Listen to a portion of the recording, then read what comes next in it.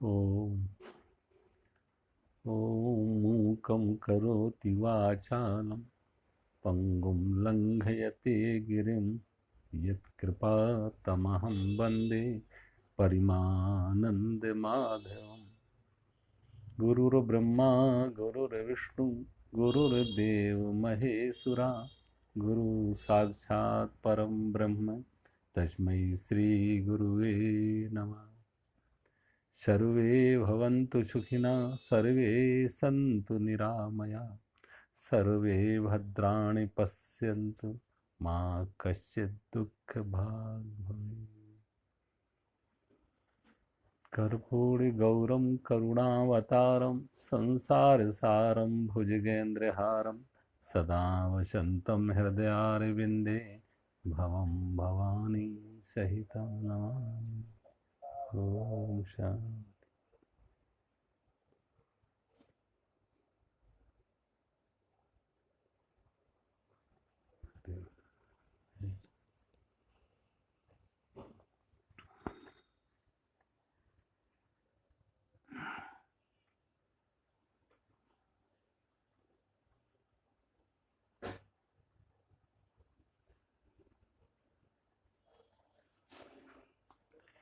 अध्याय 10 श्लोक नंबर 35, 35, 36, 37।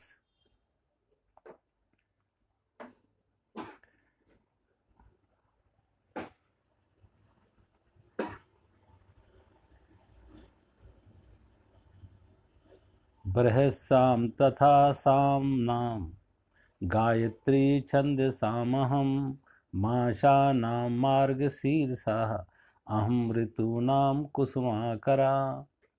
भगवान कहते हैं, गायन करने योग श्रुतियों में मैं बृहस्साम और छंदों में गायत्री छंद हूँ, महीनों में मार्गशीर्ष और ऋतुओं में वसंतमय हूँ।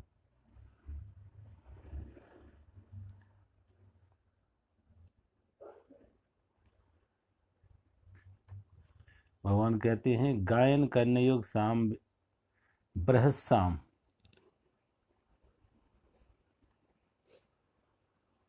सामवेद का जिसमें इंद्र की स्तुति की गई है, इंद्र की परम भगवान के रूप में, परमात्मा के रूप में इंद्र की जो स्तुति की गई है वो है बृहस्साम में, बृहस्साम गीत में। तो भगवान कहते हैं, वैसे तो पहले आ चुका एक बार कि भगवान कहते हैं वेदों में मैं सामवेद हूँ, पीछे ही आ चुका है। भगवान कहते हैं वेदों में मैं सामवेद हूँ, कि सामवेद पूरा का पूरा संगीतमय है, गायन है। अब वेदों में भगवान सामवेद हूँ, गायन है, और यहाँ सामवेद में भी भगवान कहते हैं मैं बृहस्साम हूँ, सामवेद में भी मैं बृहस्साम हूँ। भगवान कहते छंदों में गायत्री छंद हूँ, भगवान कहते छंदों में गायत्री छंद हूँ। गायत्री की विशेषता है, गायत्री में आप देखें बहुत तो लोग ऐसे वेदों की जननी कहते हैं कि गायत्री से ही वेद प्रकट हुए हैं, और गायत्री में उपासना, पूजा, ध्यान तीनों एक रूप में है। उसी में उन गायत्री एक उपासना के तौर पे भी की जाती है, गायत्री एक पूजा के तौर पे भी की जाती है, और गायत्री एक ध्यान के रूप में भी की जाती है। तो भगवान कहते हैं छंदों में मैं गायत्री छंद हूँ, और महीनों में मार्गशीर्ष हूँ। मार्गशीर्ष का महीना जब वर्षा के समय में भगवान कहते जब नया अन्न आता है, और नए अन्न से यज्ञ किए जाते हैं, तो नए अन्न का आगमन, क्योंकि अब प्राणियों के जीवन के लिए अन्न जरूरी है, तो पृथ्वी से जब अन्न पैदा होता, और बल्कि महाभारत काल में तो इस महीने से ही नया वर्ष शुरू होता था। नया वर्ष का प्रारंभ इसी महीने से होता था, मार्गशीर्ष महीने से। और ऋतु नाम कुसुमाकर, भगवान के ऋतुओं में कुसुमाकर नाम ही है, कुसुमाकर। कुसुमाकर अर्थ है कि इस ऋतु में न ज़्यादा गर्मी होती है न ज़्यादा सर्दी होती है, न ज़्यादा गर्मी न ज़्यादा सर्दी, बरसात भी लगभग नहीं। और वृक्ष प्रायः देखो पत्ते और फूलों से सजे होते हैं। तो वसंत ऋतु में ऐसा लगता है जैसे प्रकृति ने भी एक सुंदर सी कोई अपने को सजा रखा हो। प्रकृति भी एक नव वधू की तरह सजी धजी लगती है। चारों तरफ फूल खिले हुए हैं, हरियाली है, और हरियाली की चादर पहने प्रकृति और फूलों के सितारे उस पर जड़े हुए तो फूलों के सितारे जड़े हुए, हरियाली की चादर ओढ़े हुए वो प्रकृति एक नव वधू की तरह बहुत आकर्षक प्रतीत होती है।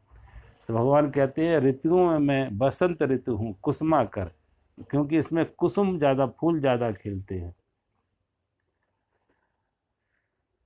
अगले श्लोक में भगवान कहते हैं धूतम छलयताम अस्मि तेजः तेजस्विनामहं जया अस्मि व्यवसायः अस्मि सत्वम सत्वताम अहम। भगवान कहते हैं छल करने वालों में मैं जुआ हूँ और प्रभावशाली पुरुषों का प्रभाव हूँ। मैं जीतने वालों का विजय हूँ और निश्चय करने वालों का निश्चय हूँ। सात्विक पुरुषों का सात्विक भाव में हूँ। अब यहाँ भगवान कहते हैं मैं छल करने वालों में जुआ हूँ। देखो ऐसा लगता है जैसे अब जुआ को तो हम मानते एक बुराई है, और एक बुराई को, जुआ को भी भगवान कहते हैं जुआ मैं हूँ। तो जैसे लगता है जैसे भगवान बुराई का भी समर्थन दे रहे हैं कि जुआ भी मैं हूँ। अब कोई पाप करे तो भगवान कहते पाप में भी मैं हूँ। और सारा का सारा महाभारत युद्ध का कारण बना जुआ। सारे के सारे महाभारत का युद्ध का जो कारण बना वो जुआ बना कि दुर्योधन ने पांडवों को जुआ के लिए आमंत्रित किया, छल करके अपने मामा शकुनी की मदद से छल करके दुर्योधन ने महाराज युधिष्ठिर का सारा राज्य जीत लिया। यहाँ तक स्वयं भी दांव पर लग जाते, अपने भाइयों को दांव पर लगाते। यहीं तक नहीं, अपनी पत्नी द्रौपदी को भी दांव पर लगा दिया, और भरी सभा में द्रौपदी का दुशासन ने अपमान किया।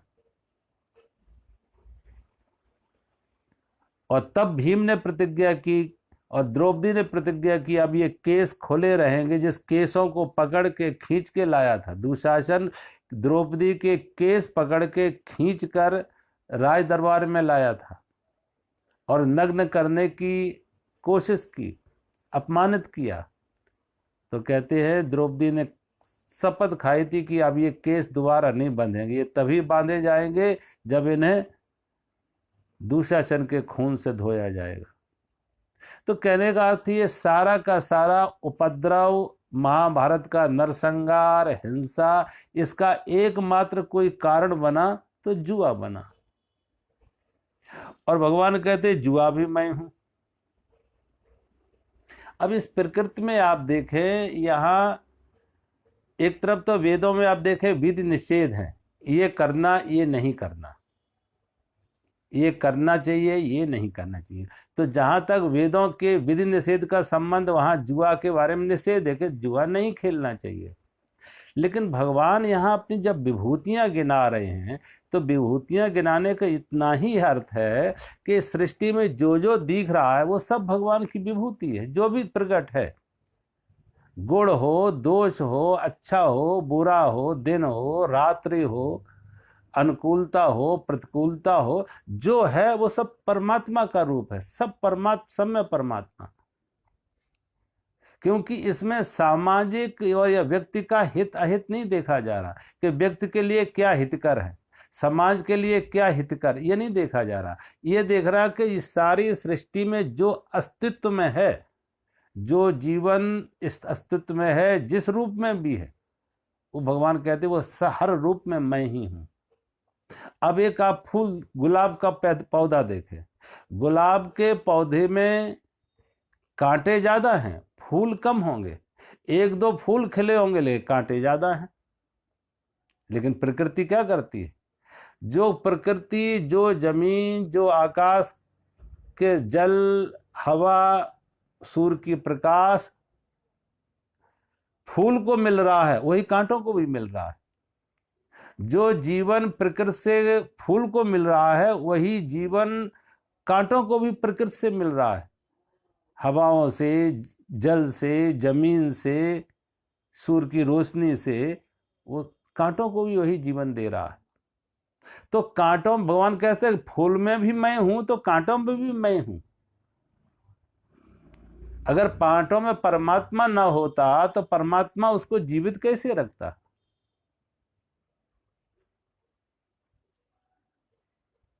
अब कोई माँ का बेटा अच्छा हो, एक बुरा हो, एक बेटा साधु बन जाए, एक बेटा अपराधी बन जाए, एक माँ का, एक ही माँ के दो बेटे, एक साधु बन जाए, सज्जन बन जाए, एक डाकू बन जाए, एक सेवा करना वाला हो, एक दूसरों को सताने वाला हो, तो अब दोनों के गुण धर्म अलग अलग हैं, दोनों के व्यवहार अलग हैं, गुण धर्म अलग अलग हैं, लेकिन कहे तो दोनों यही जाएंगे कि दोनों एक ही माँ के बेटे, एक ही माँ के बेटे। असुर और देवताओं को देखो, असुर और देवताओं के पिता एक थे। असुर, जो असुरों के पिता थे वही देवताओं के पिता थे। कश्यप ऋषि की दो पत्नी दिति और अदिति, अदिति से जो संतान पैदा हुई वो देवता कहलाई, और दिति से जो संतान पैदा हुई वो असुर कहलाई। अब दोनों का पिता एक है, दोनों का कारण एक है। कश्यप ऋषि ही असुरों के कारण हैं और कश्यप ऋषि ही देवताओं के कारण हैं। दोनों पिता एक है, दोनों पुत्र अलग अलग गुण धर्म के हो गए। एक सता रहा है तो एक सेवा कर रहा है, एक अधर्म की तरफ मुड़ रहा है, एक धर्म की तरफ उसका जीवन है। तो कश्यप ऋषि ये नहीं कह सकते कि मेरा एक पुत्र मेरा, एक मेरा नहीं, ऐसा नहीं। पुत्र तो दोनों उनके हैं, लेकिन दोनों के गुण धर्म अलग अलग है, दोनों की अनुकूलता प्रतिकूलता अलग है, जीवन अलग अलग। तो ऐसे ही भगवान कहते हैं इस सृष्टि में कोई अच्छा है या बुरा है, अनुकूल है या प्रतिकूल है, जो भी अस्तित्व में है, जिसकी भी जो सत्ता है, अस्तित्व है, अस्तित्व मात्र परमात्मा का है। किसी रूप में अस्तित्व हो, कांटे के रूप में अस्तित्व है तो भी परमात्मा है, फूल के रूप में अस्तित्व है तो भी परमात्मा है, अस्तित्व मात्र।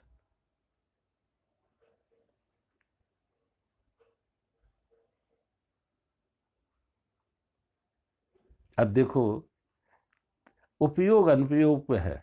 अब बिजली है, बिजली का उपयोग भी कोई कर सकता है, इसका दुरुपयोग भी कर सकता है। बिजली प्रकाश भी दे रही है, कोई आदमी चाहे बिजली के करंट से मरना चाहे तो वो भी कर सकता है। एक चाकू सब्जी काटने के काम भी आता है, वही चाकू से किसी की हत्या भी की जा सकती है। कुएं से हम जल निकालते हैं तो कुआं दूसरों की प्यास बुझाता है, और कुएं में गिर के कोई आत्महत्या करना चाहे तो वो भी कर सकता है। तो हर चीज का उपयोग, सदुपयोग और दुरुपयोग है, लेकिन है सभी के पीछे परमात्मा की सत्ता। तो यहां तो भगवान अपनी विभूति गिना रहे हैं कि जो अस्तित्व में है, जीवन है, वो सब में, वो अच्छा हो या बुरा, अनुकूल हो या प्रतिकूल, फूल हो या कांटा, सब में परमात्मा को देख लो। सारी सृष्टि परमात्मामय है, सारी सृष्टि परमात्मामय है। परमात्मा से अलग कुछ भी इस अस्तित्व नहीं है। अस्तित्व जब हम कहते हैं, अस्तित्व ही परमात्मा है। वो अस्तित्व, एग्जिस्टेंस, अस्तित्व किसी रूप में हो, कांटे के रूप में हो तो भी परमात्मा है, और फूल के रूप में हो तो भी परमात्मा है, देवता के रूप में है तो भी परमात्मा है, असुर के रूप में हो तो भी परमात्मा है। अस्तित्व मात्र परमात्मा का है। तो भगवान कहते जो जो विभूतियां जिस रूप में प्रकट हो रही हैं वो सब विभूति परमात्मा की है। तो कोई विभूति दिख है तो उसके पीछे परमात्मा दिख है। अच्छाई बुराई उसकी अपनी जगह है, अनुकूलता प्रतिकूलता अपनी जगह है। एक विध हो सकती है, एक निषेध हो सकती है, एक सम्माननीय हो सकती है, एक अपमान का कारण बन सकती है, एक स्वीकार करने योग्य है, एक अस्वीकार करने योग्य है, त्याज्य है। तो जुआ त्याज्य है, जुआ अस्वीकृत है, जुआ निषेध है, लेकिन भगवान कहते हैं जो है, जो भी है, जिस रूप में भी है, वो परमात्मा का अस्तित्व है। तो उस व्यक्ति के, मान ले किसी कभी कभी ऐसे लोग भी हुए हैं कि जिन्होंने जुआ का व्यसन रहा, जो जुओं का व्यसन उनमें रहा, शराब पीने का व्यसन रहा, कोई भी बुराई करने का व्यसन रहा। अब वो बुराई से मुक्त हुए तो अपने अंदर एक पश्चाताप न करें, एक प्रायश्चित का भाव ना हो, एक आत्मग्लानि मत करें, एक अपराध बोध जगह के अंदर रखे कि मैं तो अब बुरा हूं, मैं तो बुरा हूं। माना वो बुराई थी, जुआ खेलना बुराई थी, शराब पीना बुराई थी, ये सब बुराई थी, लेकिन जब जागो तभी सवेरा, और उस बुराई से बाहर निकल आओ, उसकी अपराध ग्रंथि ना बनाओ। अपराध को अपराध जान लिया, जाग गए, बस इतना काफी, अब ग्रंथि ना बनाओ, उस बुराई के लिए रोते ना रहो। जो भी हुआ, अच्छा हुआ बुरा हुआ, एक स्वप्न था, उससे जाग गए, और वो स्वप्न, वो भी पर बहुत बार अच्छाई बुराई से भी आदमी सीखता है, बुराइयों से भी व्यक्ति सीखता है, भूल करके भी सीखता है, भूल करके बुराई करके भी आदमी सीखता है। तो ठीक है, भगवान ने जैसे भी हमें सिखाया और निकाल लिया। अब जो बुरा हुआ वो भी भगवान से ने कराया, ठीक है, अब हम सीख गए, अब नहीं होगा। तो भगवान कहते किसी भी तरह के जो जुआ है उसे भी भगवान कहते तुम मेरा ही मानो, और प्रभावशाली पुरुषों का तेज मैं हूं। भगवान कहते जो प्रभावशाली पुरुषों में जो प्रभाव है, तेज है, वो मैं हूं। कुछ लोगों को ऐसा प्रभावशाली, उनका व्यक्तित्व प्रभावशाली, उनके आचरण, उनका जीवन प्रभावशाली, उनके सामने, अब बुद्ध के देखो, बुद्ध का जीवन, बुद्ध के सामने अंगुली माल डाकू भी समर्पित हो जाता और अपराध का कर्म छोड़ देता, डाका छोड़ देता, सताना छोड़ देता, हिंसा छोड़ देता।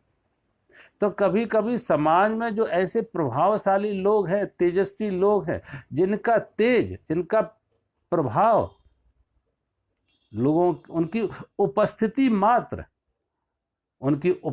मात्र से भी, कभी कभी उनके वाणी से, व्यवहार से लोगों के जीवन बदल जाते हैं, लोग प्रभावित हो जाते हैं। तो भगवान कहते हैं जो ऐसे प्रभावशाली लोग हैं, जिस तेजस्वियों में जो तेज है, भगवान कहते हैं वो भी मैं हूं, वो प्रभावशालियों का प्रभाव भी मैं हूं। इसलिए कभी कोई प्रभावशाली व्यक्ति है तो उस प्रभाव के कारण अपना अहंकार ना बनाए कि ये मेरा विशेष गुण है। भगवान कहते हैं वो भी मैं हूं, क्योंकि अगर उसमें भी अहंकार होगा कि ये मेरा विशेष गुण है, ये मेरी कमाई है, ये मेरी उपलब्धि है, तो समझो वो अहंकार पत्थर बनेगा, गिराने का काम करेगा, वो भार बन जाएगा, वो डुबाएगा। तो अगर अच्छाई बुराई हुई है तो भी मानो कि चलो भगवान ने जैसे बुराई करके हमें सिखाया और निकाल लिया, ठीक है, बुराई हो गई, सीख गए, निकल आए। अच्छाई भी है तो अहंकार ना पाने की अच्छाई मेरी है, ये मेरी उपलब्धि है, ये मेरी योग्यता है, उसे भी भगवान की मान लो, तो अहंकार से बचोगे। एक तरफ तो अपराध की ग्रंथि नहीं बनेगी, दूसरी तरफ ये अहंकार की ग्रंथि ना बनेगी कि मैं कुछ विशेष हूं, मेरी कोई विशेष उपलब्धि है। ये तेजस्वी का तेज भी है, प्रभावशाली व्यक्तियों का प्रभाव भी है। भगवान कहते वो भी मेरा ही है, वो भी मेरा ही है। अगर कांटा भी परमात्मा है तो फूल भी परमात्मा ही। ऐसा नहीं कि कांटा परमात्मा का, फूल मेरा है। पौधा, कोई पौधा ये नहीं कह सकता ये कांटे तो परमात्मा ने लगाए लेकिन फूल हमने पैदा किया, ऐसा नहीं। फूल है तो भी परमात्मा का है, और कांटे हैं तो भी परमात्मा का। अच्छाई है तो भी परमात्मा की है, बुराई, जब अहंकार समर्पण करता, जब व्यक्ति अहंकार से मुक्त होता तो एक नहीं दोनों गिर जाते, पाप और पुण्य दोनों गिर जाते। धर्म अधर्म दोनों गिर जाते, अच्छाई और बुराई दोनों गिर जाती। अगर व्यक्ति कहे अच्छाई मेरी बुराई परमात्मा की, या बुराई मेरी और अच्छाई परमात्मा की, अगर ऐसा है तो अहंकार टिकेगा, क्योंकि एक को नहीं छोड़, जब भी छोड़ा जाएगा तो दोनों छोड़े जाते। एक सिक्के के दो पहलू हैं, जब भी छूटेगा तो पूरा सिक्का छूटेगा, अच्छाई के साथ बुराई छूटेगी, बुराई के साथ अच्छाई भी छूटेगी। अगर कोई व्यक्ति ये कहे अच्छाई मेरी और बुराई परमात्मा की, तब नहीं, या बुराई मेरी और पर अच्छाई, तब भी नहीं, तब भी नहीं छूटेगी। छूटने अहंकार से मुक्त होंगे तो दोनों छूटेंगे, अच्छाई के साथ बुराई छूटेगी, बुराई के साथ अच्छाई भी छूटेगी, दोनों परमात्मा के। जब अहंकार मुक्त होता व्यक्ति तो मैं से मुक्त होता और मेरे से मुक्त होता। अब न मेरी अच्छाई है और न मेरी बुराई। तो भगवान कहते हैं प्रभावशाली पुरुषों का प्रभाव भी मैं हूं, और जीतने वालों का विजय मैं हूं, जीतने वालों की जय मैं हूं। अब जय जो होती है वो जीतने वालों की जय, जो उनका पुरुषार्थ, उनका पराक्रम, भगवान कहते हैं वो भी मैं हूं। अगर जीत को, विजय को व्यक्ति कोई अपना अहंकार का कारण बनाए कि मैं विजयी हुआ, ये मेरी विशेष उपलब्धि है, तो वो भगवान कहते वो उपलब्धि तुम्हारी नहीं है, वो भी परमात्मा की है। वो उपलब्धि भी परमात्मा की है, क्योंकि एक व्यक्ति की पराजय और दूसरे की जय, तो जय जो हुई है वो शक्ति, वो सामर्थ्य, वो योग्यता, वो पुरुषार्थ आया कहाँ से? इस हार्ड मास के शरीर का कह सकते हैं कि इस हार्ड मास के शरीर में जो इतना पुरुषार्थ आया कि विजय प्राप्त की, इसकी कहीं कुछ नहीं है। इसलिए वो विजय भी है, व्यक्ति ने जो विजय प्राप्त होता है वो विजय भी परमात्मा की है। प्रभावशाली पुरुष का प्रभाव परमात्मा का है, विजय जिसको प्राप्त हुई है उसको विजय भी वो परमात्मा की है। और निश्चय करने वालों का निश्चय भी मैं हूं। जब भी व्यक्ति कोई निश्चय करता है, सदकर्म का, अच्छे कर्म का, शुभ कर्म का निश्चय करता, तो वो निश्चय भी भगवान कहते मैं हूं। क्योंकि कभी कभी व्यक्ति को देखो, जो आदमी किसी भी मार्ग पर भूला है, भटका है, बुराइयां हैं, अब व्यक्ति जान रहा है कि ये अच्छाई है, ये बुराई है। एक व्यक्ति दोराहे पर खड़ा हुआ, दो रास्ते हैं, या चौरास्ते पर खड़ा हुआ, चार रास्ते हैं, तो उसको निर्णय करना पड़ेगा कि मुझे किस मार्ग से जाना है, पूरब के या पश्चिम के, उत्तर के या दक्षिण के, मेरा मार्ग कौन सा है। और जिसका वो निर्णय करेगा, निश्चय करेगा, उस पर वो चल पड़ेगा। अब निश्चय करने की जो शक्ति है, निश्चय का कैसे होता है? निश्चयात्मक बुद्धि, बुद्धि से निश्चय होता है। ये निश्चय करने की शक्ति है बुद्धि से, विवेक से, ज्ञान से। तो भगवान कहते हैं वो बुद्धि, विवेक, वो भी मैं हूं, जिसने निश्चय कर किया। और बहुत बार बुद्धि तो कह रही है ये सही है और ये गलत है, लेकिन अंदर करने का निश्चय पक्का नहीं हो पाता। एक करने की जो इच्छा होती है, लेकिन इच्छा शक्ति नहीं आती है। निश्चय कर होता है लेकिन निश्चय नहीं हो पाता, निश्चय पक्का नहीं हो पाता, चल नहीं पाते। बुद्धि तो कितनी बार कहती है ये गलत है ना करो, लेकिन हम बहुत बार उस जानते हुए भी उस गलती को दोहराते, जानते ये बुराई है लेकिन बुराई को दोहराते।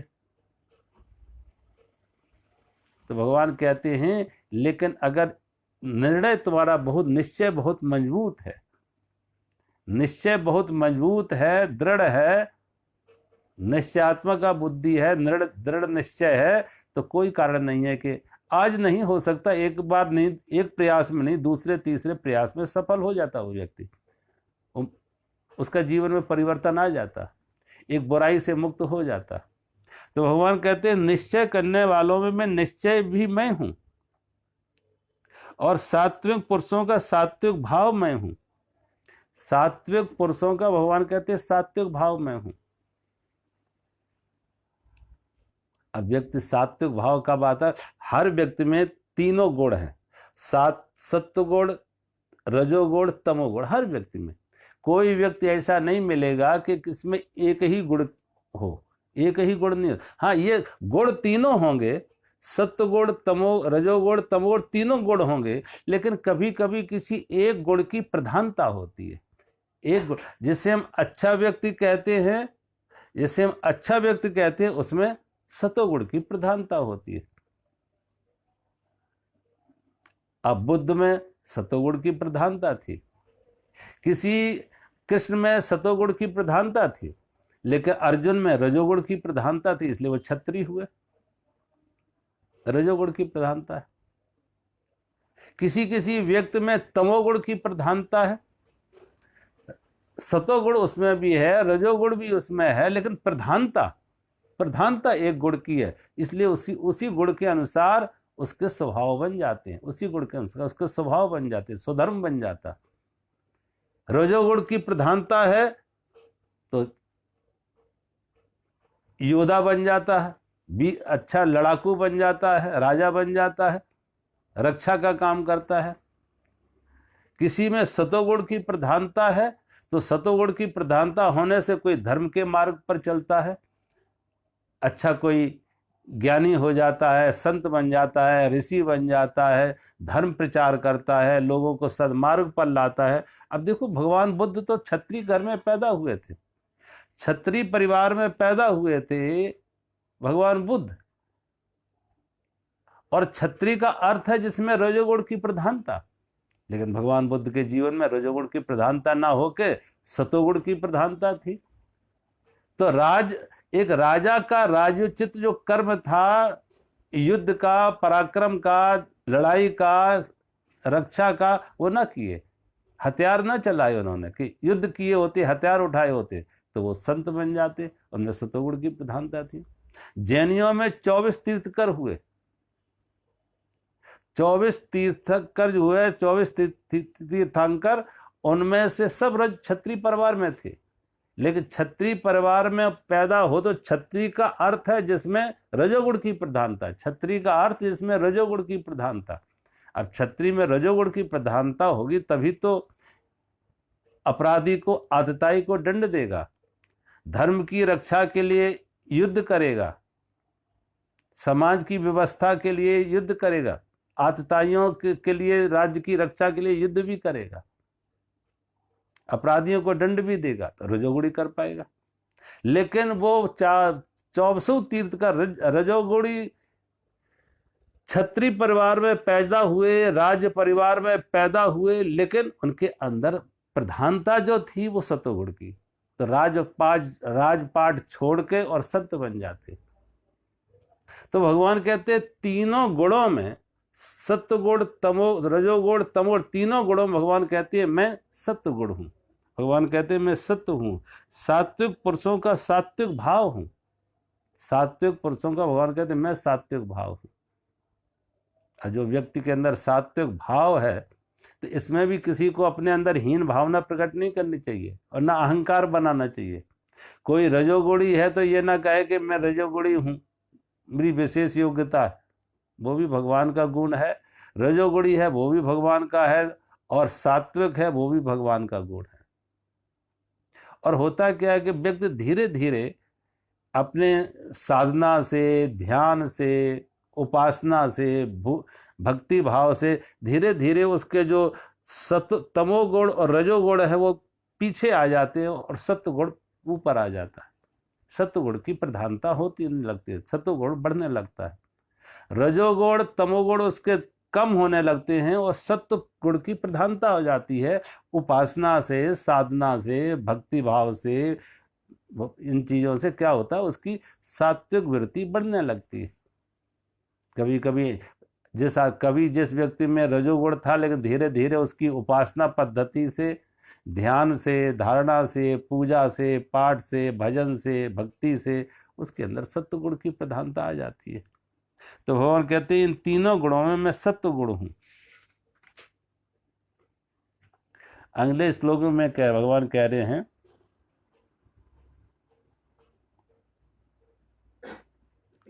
वृष्णीनां वासुदेवास्मि, पांडवानां धनंजय, मुनीनाम अपि अहम व्यासा, कवीनाम उष्णा कवि। भगवान कहते हैं विष्णुवंशियों में मैं वासुदेव अर्थात मैं स्वयं तेरा सखा, पांडवों में धनंजय अर्थात तू, मुनियों में वेदव्यास और कवियों में शुक्राचार्य कवि मैं ही हूं।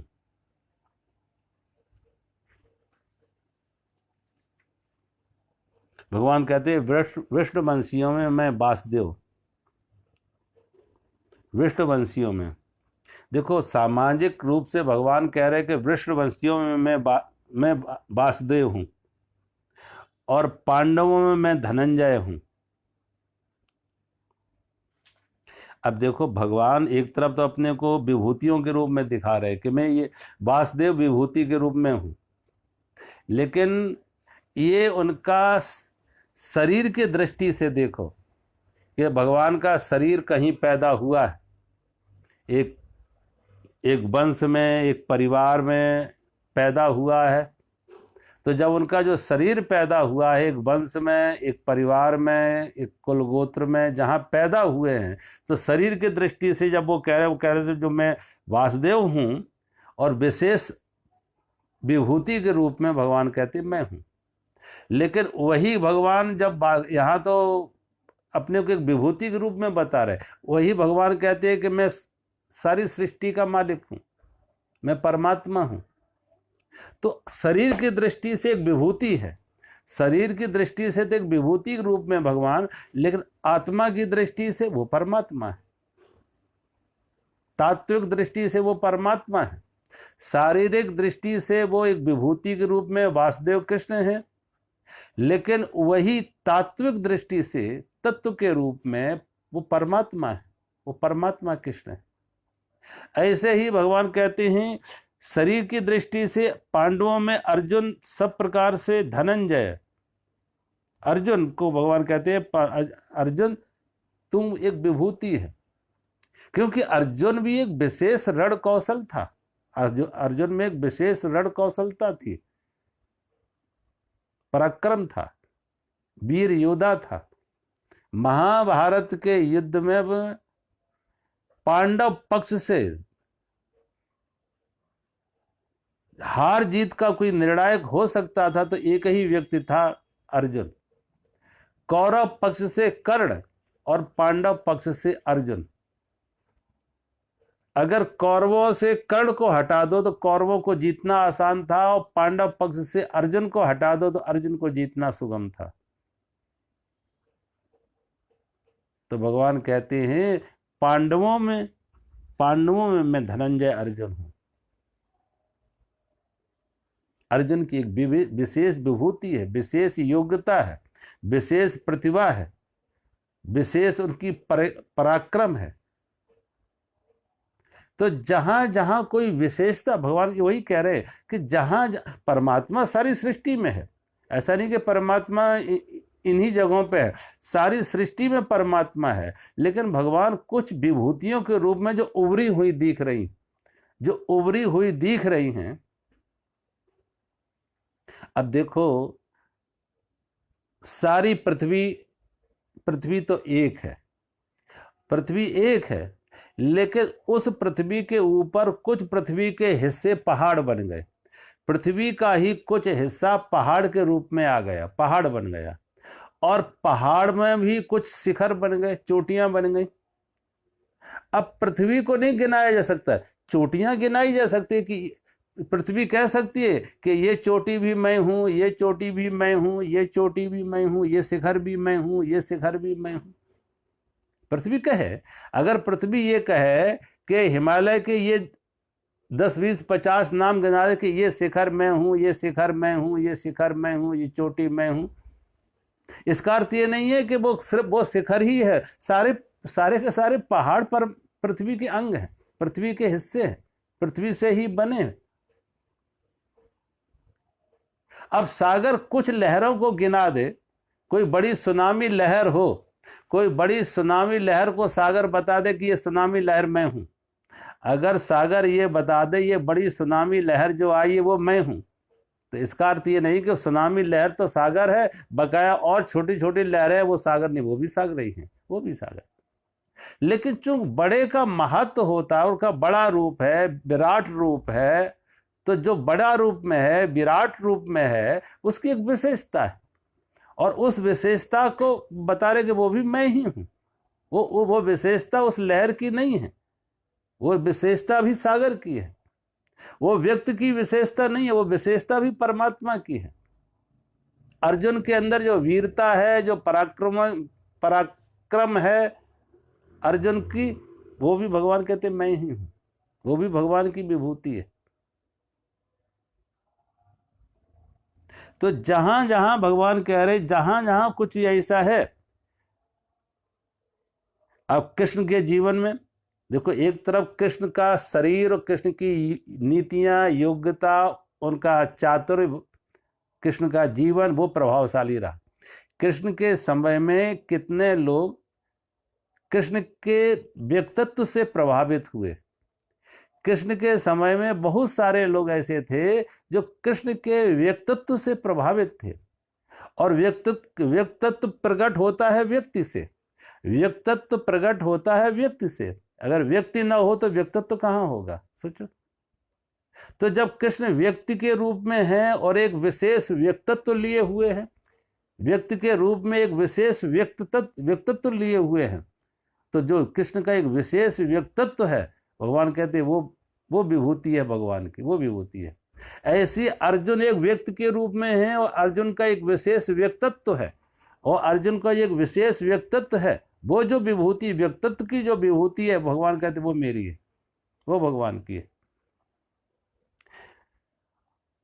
और तत्व की दृष्टि से देखे तो सभी में, तो तत्व की दृष्टि में तो फिर तो वो सभी में वही है, एक ही परमात्मा है। वो अर्जुन में भी है तो वही दुर्योधन में भी है, वही दुशासन में है, वही भीष्म पितामह, वही सब में तत्व तो एक ही है, परमात्मा तो एक ही सब में समाये। लेकिन जहां जहां कोई विशेषता है, विभूति है, वो भगवान गिना रहे हैं। अब विभूतियां गिनाई जा सकती है, लहरें कुछ विशेष लहरों को गिनाया जा सकता है, सुनामी गिनाई जा सकती है, लेकिन सारी लहरें नहीं गिनाई जा सकती है। सारे पहाड़ नहीं बताए जाए, पहाड़ की कुछ चोटियां गिनाई जा सकती है, जो ज्यादा उत्तुंग शिखर हैं, जो ज्यादा उत्तुंग शिखर हैं, वो गिनाए जा सकते हैं। इसलिए भगवान बता रहे, पांडवों में धनंजय हूं, मुनियों में वेद व्यास हूं। भगवान कह रहे मुनियों में वेद व्यास हूं। अब भगवान वेद व्यास ने ही 4 वेद, 6 शास्त्र, 18 पुराण लिखे। ये 4 वेद, 6 शास्त्र, 18 पुराणों का संकलन, रचयिता किसने संकलन किया? भगवान वेद व्यास ने। पहले ये श्रुति थी। श्रुति शब्द का अर्थ, वेदों को हम श्रुति कहते हैं। श्रुति का अर्थ है कि जो कर्ण परंपरा से आए हैं। गुरु ने, शिष्य ने अपने गुरु से सुना, शिष्य ने अपने गुरु से सुना। सुनना, श्रुति माने सुना। और जो शिष्य ने अपने गुरु से सुना है, वही शिष्य, वो गुरु बना तो उसने अपने शिष्य को सुनाया। जब वो गुरु बना तो उसने आगे अपने शिष्य को सुनाया, और फिर उस शिष्य ने, जिसने वो आगे गुरु बना तो उसने अपने शिष्य को सुनाया। तो वो श्रुति परंपरा से ज्ञान चलता रहा, श्रुति परंपरा से, सुनने से, श्रवण करने से चलता रहा, गुरु से शिष्य में चलता जाता रहा। गुरु ने शिष्य को बताया, फिर उस शिष्य ने अपने शिष्य को बताया, फिर उस शिष्य ने अपने, ऐसे गुरु शिष्य परंपरा से वो ज्ञान चलता रहा। लेकिन भगवान वेद व्यास ने उसे लिपिबद्ध किया, उसका संकलन किया, लिपिबद्ध किया। इसलिए भगवान कहते हैं मुनियों में मैं वेद व्यास हूं, और कवियों में भगवान कहते हैं मैं शुक्राचार्य हूं। कवियों में भगवान कहते हैं मैं शुक्राचार्य हूं। अब शुक्राचार्य कोई सामान, शुक्राचार्य देखो, जैसे देवताओं के गुरु थे बृहस्पति, देवताओं के गुरु बृहस्पति और असुरों के गुरु शुक्राचार्य। देवताओं के गुरु बृहस्पति और असुरों के गुरु शुक्राचार्य। और शुक्राचार्य की एक विशेषता थी कि उनके पास, उनको संजीवनी विद्या का ज्ञान था, उनको संजीवनी विद्या का ज्ञान था कि वो मरे हुए व्यक्ति को भी जीवित कर सकते। वो ज्ञान उनके पास था, वो ज्ञान और किसी के पास नहीं था। बल्कि गुरु बृहस्पति के पास वो ज्ञान नहीं था, संजीवनी विद्या का ज्ञान, जो शुक्राचार्य जी के पास था, संजीवनी विद्या का ज्ञान। तो भगवान कहते हैं कवियों में, कवियों से अर्थ है ऋषियों में, जो ऋषि हुए, ज्ञानी हुए, कवि हुए, उनमें भगवान कहते हैं मैं शुक्राचार्य हूं।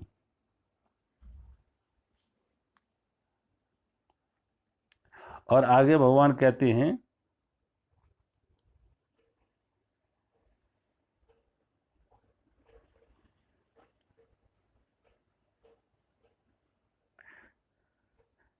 दंडो दमयताम अस्मि नीति अस्मि जिगीषताम मौनम च एवं अस्मि गुहानाम ज्ञानम मौनम च एवं अस्मि गुहानाम ज्ञानम ज्ञानवताम अहम। भगवान कहते हैं दमन करने वालों का दंड अर्थात दमन करने की शक्ति मैं हूँ। मैं दमन करने वालों का दंड अर्थात दमन करने की शक्ति मैं हूँ। जीतने की इच्छा वालों की नीति मैं हूँ। गुप्त रखने योग्य भावों का रक्षक मौन मैं हूँ। और ज्ञानवानों का तत्व ज्ञान मैं ही हूँ। दमन करने वालों का दंड अर्थात दमन करने की शक्ति। देखो जो समाज में जो इस तरीके के अपराधी हैं, आतताई हैं, आतंकी हैं, जो समाज को सता रहे हैं, आतंकित कर रहे हैं, अन्याय कर रहे हैं, उनको राजा का काम है उनको दंड देना, उनका दमन करना। अब राजा जो दमन करने की शक्ति है, दंड करने की शक्ति है, भगवान कहते वो शक्ति वो भगवान की है। सोचो किसी के पास विशेष शक्ति है तभी तो अपराधियों पर अंकुश लगा पाएगा। अब अपराधियों के पास कोई सामान्य शक्ति नहीं थी, उनके पास भी शक्ति थी तभी तो अपराध कर पाए। सामान्य व्यक्तियों से ज्यादा शक्ति है अपराधियों के पास, सामान्य व्यक्तियों से ज्यादा शक्ति है अपराधियों के पास। इसलिए अपराधी अपनी शक्ति का दुरुपयोग करके समाज को सता रहे, लोगों को सता रहे। तो अब इन अपराधियों से, आतंकियों से रक्षा कौन करे? तो जो राजा है, शासन करने वाला व्यक्ति है, वो अपराधियों को दंडित करे और अपराधियों का, आतंकियों का दमन करे। लेकिन अपराधियों को दंडित करने के लिए, अपराधियों को का दमन करने के लिए भी शासन करने वालों को राजा के पास ज्यादा शक्ति हो तभी तो उनका दमन कर पाएंगे। आतंकियों, अपराधियों से ज्यादा शक्ति जब शासन करने वाले राजा के पास होगा तभी तो उसको, अपराधियों को, आतंकियों को दंड दिया जा सकता है, जब उनके पास अधिक शक्ति हो। इसलिए भगवान कहते हैं जो अपराधियों को दंड देने की, दमन करने की शक्ति है, भगवान कहते हैं वो शक्ति मेरी है। किसी राजा के पास, सरकार के पास, शासन व्यवस्था के पास जो शक्ति है वो भी परमात्मा की है। अब व्यक्ति बदलते रहते। देखो सरकार के पास जो शक्ति है तो व्यक्ति की शक्ति नहीं है, वो सरकार की शक्ति है। सोचो एक कोई प्रधानमंत्री है तो जब तक वो प्रधानमंत्री की कुर्सी पर है उसके विशेष अधिकार है, विशेष शक्ति है, वो विशेष उसके पास शक्ति है कि अपने देश की रक्षा करना है, सीमाओं की रक्षा करना है तो सारा फोर्स उसके आदेश पर चलेगा। हमारी वायुसेना हो, हमारी जल सेना हो, हमारी आर्मी हो, एयरफोर्स हो, नेवी हो, पुलिस व्यवस्था हो, सारा प्रधानमंत्री के आदेश से चलेगा।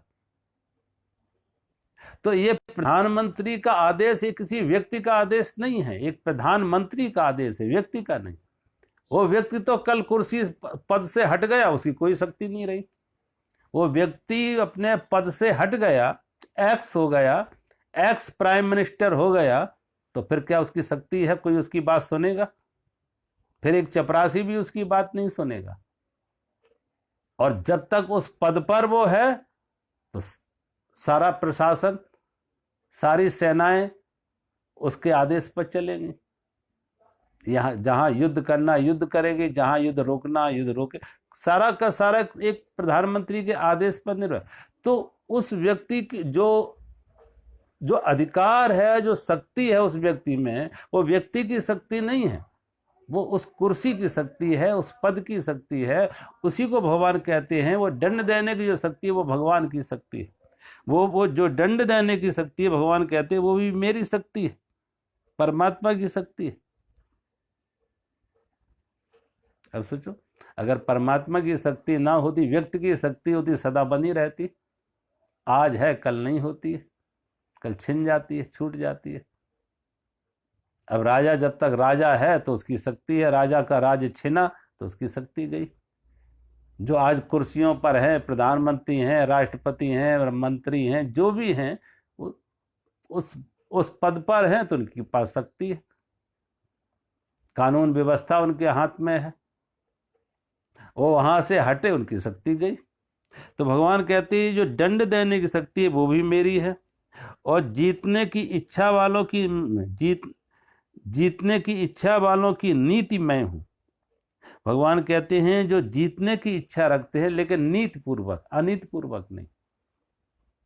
देखो, जीतने की इच्छा सभी रखते, देवता भी जीतने की इच्छा रखते थे और असुर भी जीतने की इच्छा रखते हैं।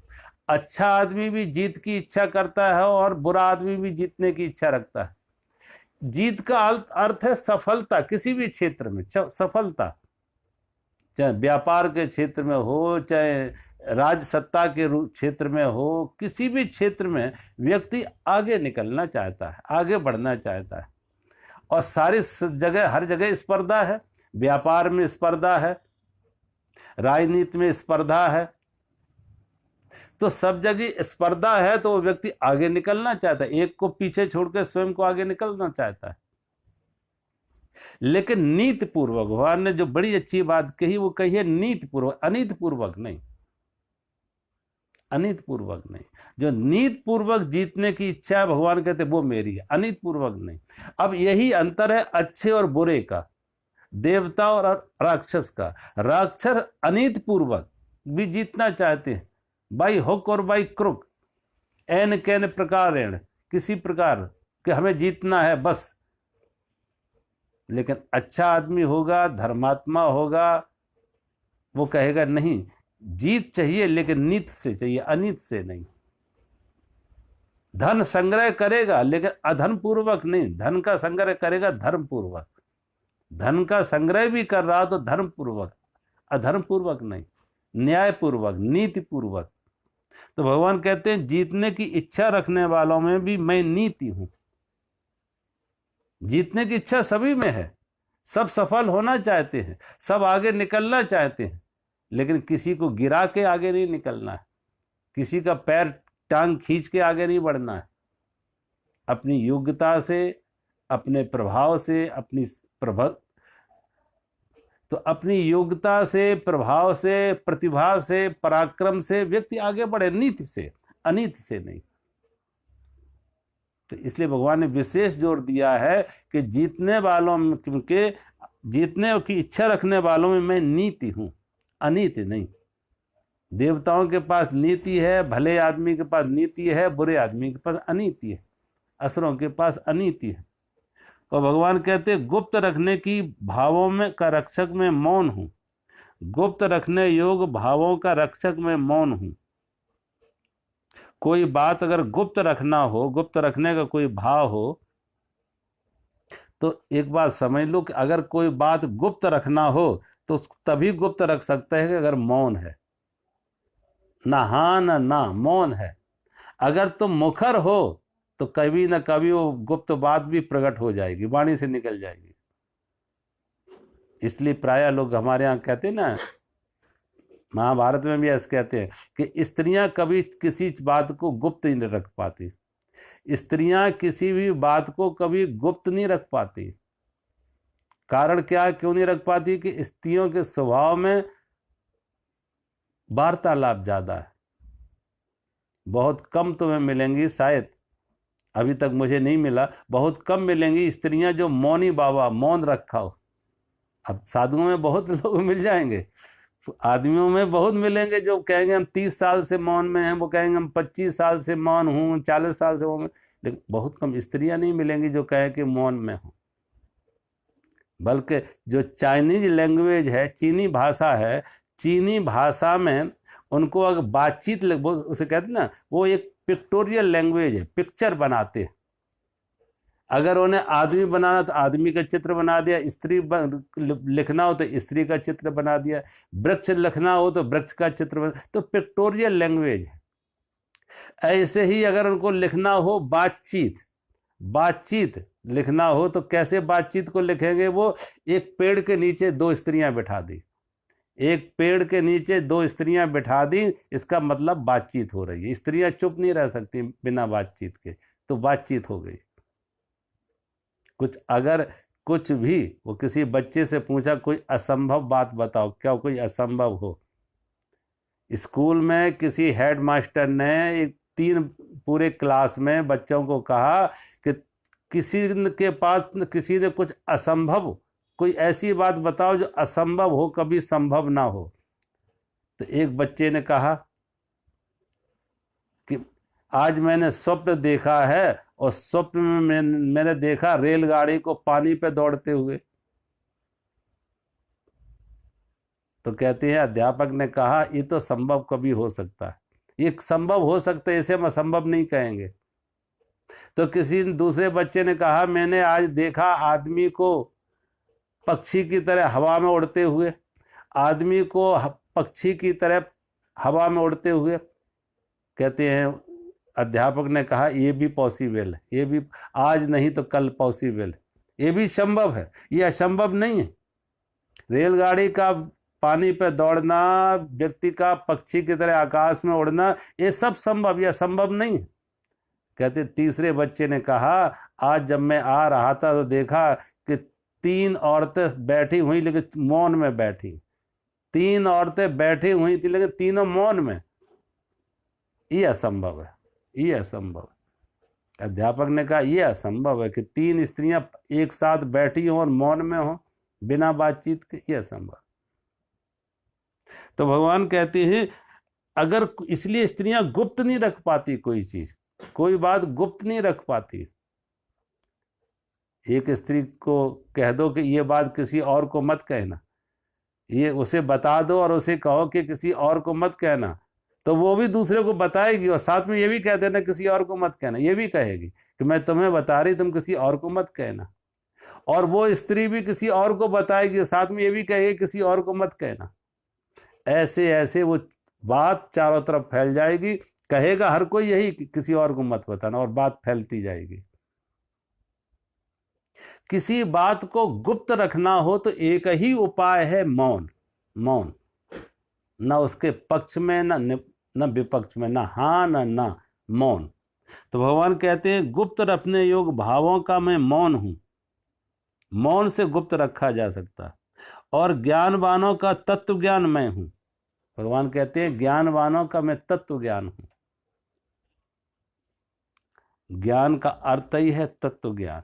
देखो एक तो ये बाहर का ज्ञान है, पदार्थ का ज्ञान, व्यक्तियों का ज्ञान, वस्तुओं का ज्ञान, पदार्थ का ज्ञान।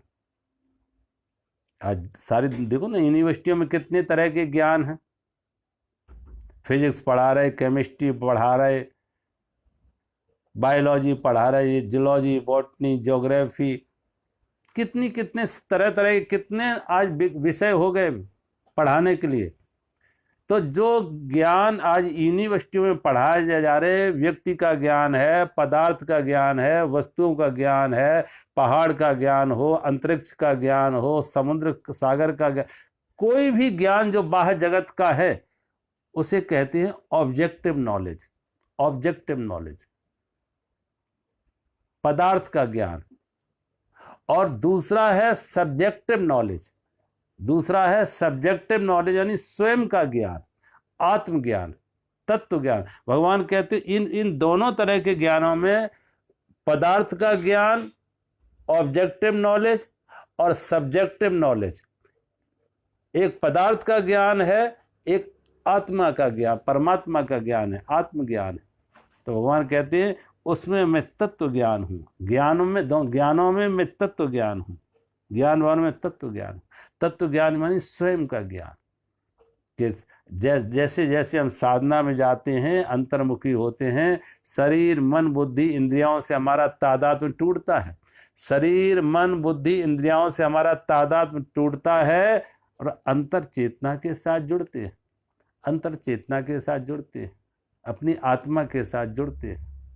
तो आत्मा के साथ जब जुड़ते हैं, आत्मा के साथ तादात्म्य बनता है, आत्म अनुभूति होती है। और जब आत्म अनुभूति का जो ज्ञान है, आत्म अनुभूति का, भगवान कहते हैं वो तत्व ज्ञान, वो मैं हूँ, वो मैं हूँ। तत्व ज्ञानवानों में ज्ञान, तत्व ज्ञान हूँ। और वो तत्व ज्ञान मैंने कहा ना,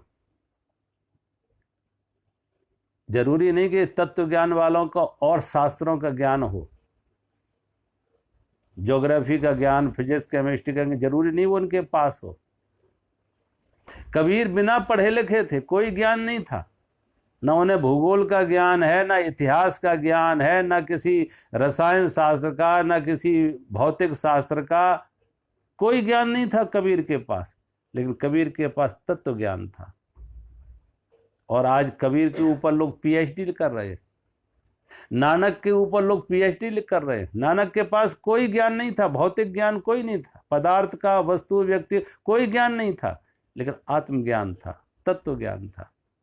रविदास के पास, मीरा के पास, इन संतों को देखो, इनके पास भौतिक ज्ञान नहीं था, संसार का ज्ञान नहीं था, व्यक्त वस्तुओं का ज्ञान नहीं था, आत्मज्ञान था, तत्व ज्ञान था उनके पास।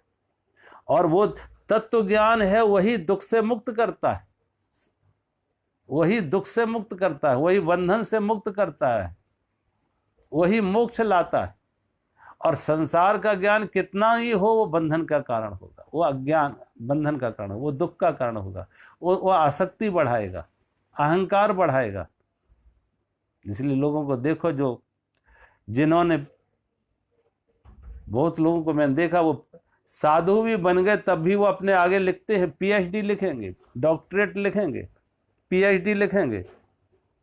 यानी वो डिग्रियों का अहंकार अभी छूटा नहीं। यूनिवर्सिटियों से जो डिग्रियां ली हैं, जो उपाधियां ली हैं, जो विषय उन्होंने पढ़े हैं, वो अहंकार से मुक्त नहीं हुए। और जब तक ये अहंकार ओढ़े हुए हैं, यूनिवर्सिटियों की डिग्रियों का अहंकार ओढ़े हुए हैं, तब तक तत्व ज्ञान नहीं है, तब तक तत्व ज्ञान नहीं है। अगर तत्व ज्ञान आया होता तो सोचो, तत्व ज्ञान जिसके पास आया होता तो ये डिग्रियों की बात ना करता, ये यूनिवर्सिटी की उपाधियों की बात ना करता, अगर तत्व ज्ञान आया होता। किसी के पास कोहिनूर हीरा हो तो वो कांच की गोलियों की बात करेगा कि ये कांच की गोलियां भी मेरे पास हैं। कांच की गोलियां तो बच्चों के खिलौने थे, अब वो बच्चों के खिलौने की बात करेगा अगर कांच की गोलियों की, अगर उसके पास कोहिनूर हीरा, क्यों करेगा? कोई कारण नहीं है उस कांच की गोलियों को बात करने का, दिखाने का, बताने का कि देखो मेरे पास ये कांच की गोलियां भी। और इसका अर्थ है कांच की गोलियां दिखा रहा है, बता रहा है, प्रदर्शन कर रहा है। इसका अर्थ यह है कि उसके पास कोई हीरा नहीं है, उसने हीरा अभी नहीं पाया है। जिस दिन हीरा पा जाएगा, कांच के गोलियों की स्मृति भी चली जाएगी, उसकी याद भी चली जाएगी, कभी कांच की गोलियों से हम खेले थे और वो मेरे लिए कभी बहुमूल्य थी। तो जब तक ये यूनिवर्सिटी की डिग्रियां बहुमूल्य लग रही हैं, तो इसका अर्थ है कि अभी तत्व ज्ञान का अभाव, तत्व ज्ञान का अभाव। कितने लोग तो अपने पद लिखते हैं, पद लिखते हैं। कोई यूनिवर्सिटी में पढ़े तो यूनिवर्सिटी के डिग्रियां लिखते हैं, पीएचडी, डॉक्टरेट, पीएचडी ये लिखते हैं। और कुछ लोग ऐसे हैं जो उपाधियां लिखते हैं। अगर कोई आईएएस रहा, आईएएस आईपीएस रहा तो लिखेगा एक्स आईएएस, एक्स आईपीएस। कोई मिनिस्टर रहा तो एक्स मिनिस्टर लिखेगा। साधु है, साधु भेष में है, सन्यासी है, लेकिन साथ में परचम ये भी लिखेगा एक्स, एक्स लिखेगा, ex minister, x home minister, ऐसे लोग लिखते हैं। और तो और कुछ लोग जगत गुरु लिखते हैं, निवृत्त जगत गुरु शंकराचार्य, निवृत्त जगत गुरु शंकर, ऐसे लोगों को मैंने देखा कि निवृत्त जगत गुरु, रिटायर्ड जगत गुरु। अब जगत गुरु शंकराचार्य भी रिटायर्ड होगा तो लिख रहे हैं कि रिटायर्ड जगत गुरु शंकराचार्य। ये वो लोग हैं जिन्हें अभी तत्व ज्ञान से बहुत दूर है। अभी उनकी सारी की सारी शोभा, सारा का सारा आभूषण, उन्होंने इन उपाधियों से अपने को ढक रखा है, ये पहन रखी है, तत्व ज्ञान से दूर है। जिस दिन तत्व ज्ञान का दिया जगा होता, रोशनी आई होती, फूल खिला होता, तो इनकी बात करने का कोई कारण नहीं था। अगर तत्व ज्ञान का हीरा हाथ में आया होता तो ये खिलौनों की कोई बात ना करता, ये कांच की गोलियों की कोई चर्चा ना करता। और कांच की गोली मूल्यवान लग रही है, ये उपाधियां बहुत महत्वपूर्ण लग रही हैं, इसका अर्थ है अभी तत्व ज्ञान से बहुत दूर है। तो भगवान कहते हैं सब तरह के ज्ञानों में मैं तत्व ज्ञान में हूं। आज मैं यही विराम करते हैं। मेरा सभी को प्रणाम। हरिओम। कल आगे कर लेंगे। हरि